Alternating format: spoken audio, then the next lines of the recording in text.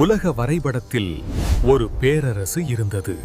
அதுதான் கம்பீரமான சோழப் பேரரசு.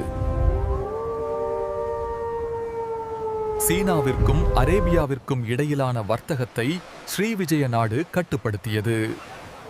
ஆனால் ராஜேந்திரன் தெற்கு திசையிலிருந்து அந்த நாட்டின் இதயத்தை தாக்கினார். மிதக்கும் கப்பல்களில் இருந்து போர் யானைகளை இறக்கி ஆச்சரியப்படுத்தினர் சோழர்கள்.